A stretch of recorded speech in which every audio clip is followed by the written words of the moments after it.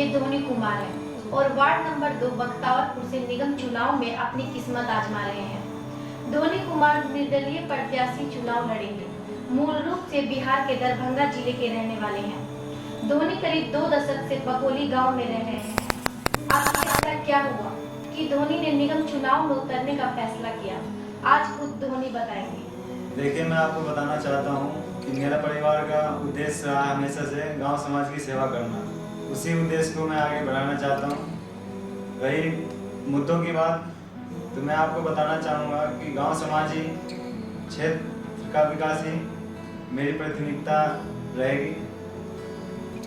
निगम पार्षद के हाथ में जो भी काम आते हैं उन्हें पूरी ईमानदारी से, पूरी निष्ठा से करके दिखाऊंगा। आप इस क्षेत्र के रहने वाले नहीं हैं, तो आपको नहीं लगता कि जीत थोड़ी कठिन होगी?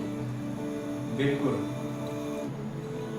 मैं आपको बताना चाहूँगा, मेहनत, लगन, ईमानदारी, ये 3 चीज अगर इंसान लगन से करे तो बड़े से बड़े मुश्किल हल हो सकता है।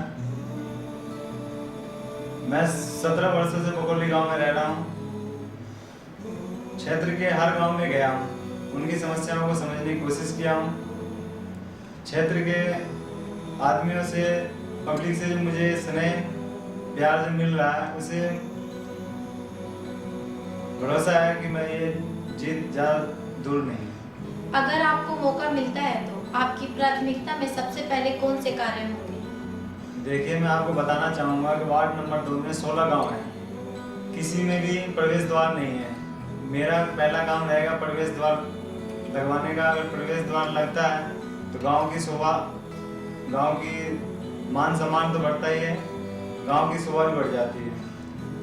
दूसरा, किसी भी गांव के चौक पर पानी पीने की व्यवस्था नहीं है।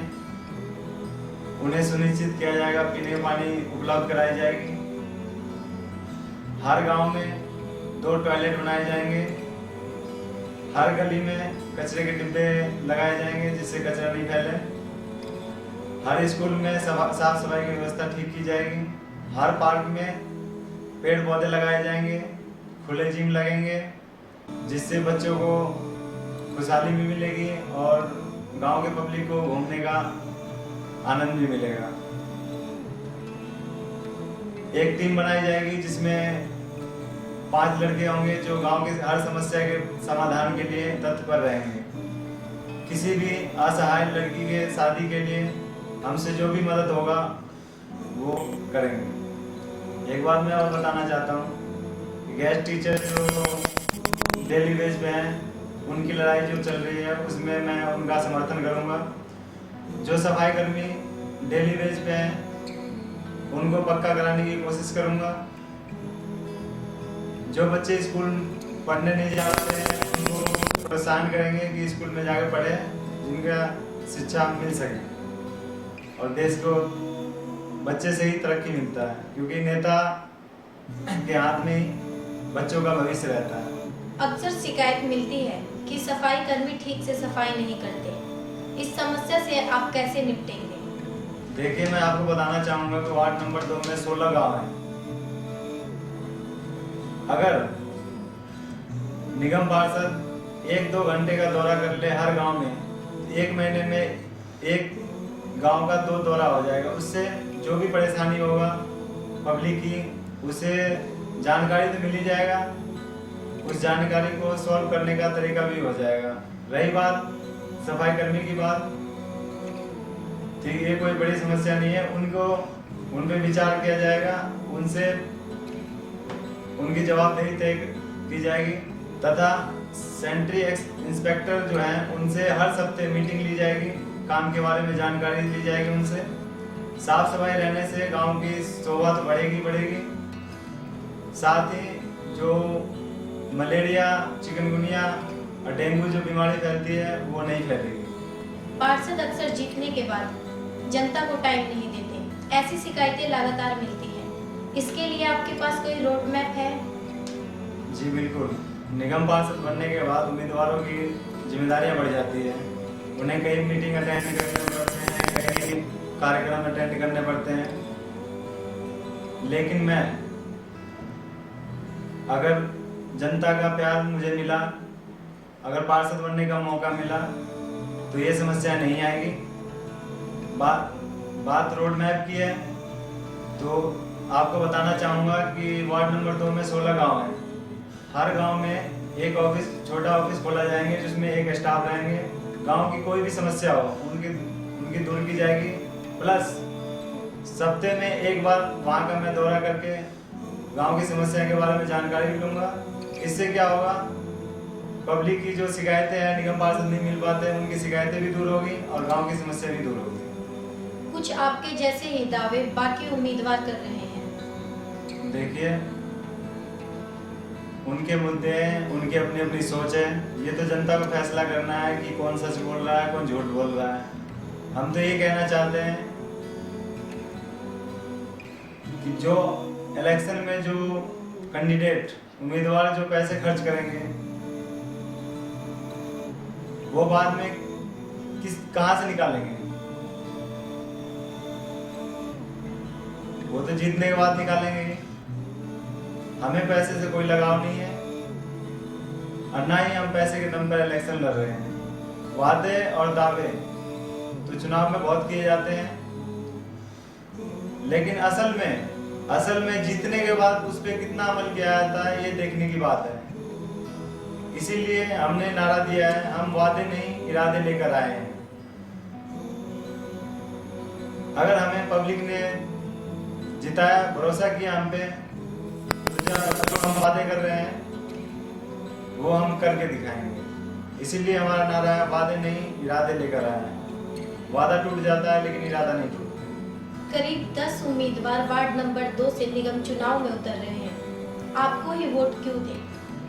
मेरा उद्देश्य राजनीति करना नहीं है।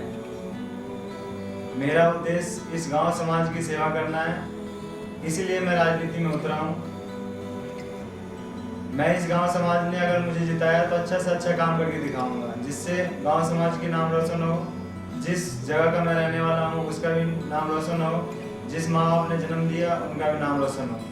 मैं क्षेत्रवासियों से अपील करता हूं कि अगर आप क्षेत्र के विकास की उम्मीद रखते हैं तो मुझ पर विश्वास कीजिए और मुझे एक मौका दीजिए, क्योंकि आपने हर पार्टी को देख लिया, चाहे कांग्रेस हो, बीजेपी हो, बीएसपी हो या आम आदमी पार्टी हो। अब आपको फैसला करना है कि सेवा करने वालों को मौका देना है या मेवा खाने वाले को मौका देना है। मैं आपसे वादा करता हूं कि आपकी उम्मीदों पर मैं खरा उतरूंगा और इस गांव समाज की जितना हो सके मैं अच्छा से अच्छा काम करके दिखाऊंगा। आपको क्या लगता है जो निगम पार्षद वार्ड से रहे हैं उनसे जनता नाराज है?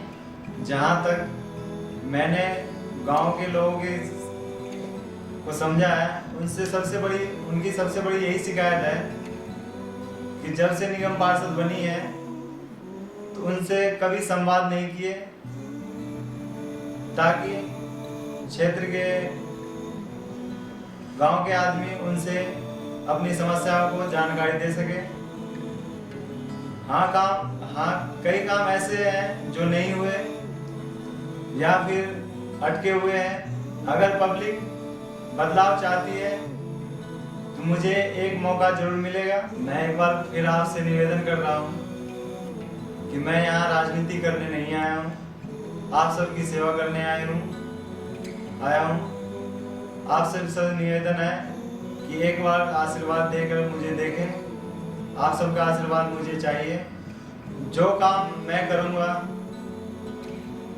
अच्छे से अच्छा काम, उसके आप सब इस गांव के निवासी साक्षी बनेंगे। जहां तक मैंने लोगों को समझने की कोशिश किया है, उनको सबसे बड़ी शिकायत यही है कि जब से वो निगम पार्षद बनी है, क्षेत्र के लोगों से कभी संवाद नहीं किए, ताकि क्षेत्र के आदमी उनसे अपनी समस्याओं को बता सके। कई काम है जो नहीं हुए या कई काम ऐसे हैं जो अटके हुए हैं। आप सब जो काम बोलेंगे, जो काम मेरे हित में होगा वो मैं करूँगा। जो काम मेरे हित में नहीं भी होगा तो उस आपकी लड़ाई को मेरी लड़ाई, अपनी लड़ाई समझ के वो मैं आगे तक ले आऊंगा। क्योंकि आपका गांव मेरा गांव, आपका वार्ड मेरा वार्ड। आप ये समझ के वोट मत देना कि मैं बाहर का हूँ, आप ये समझ के वोट दो कि मैं आपका बेटा हूँ। जय हिंद, जय भारत।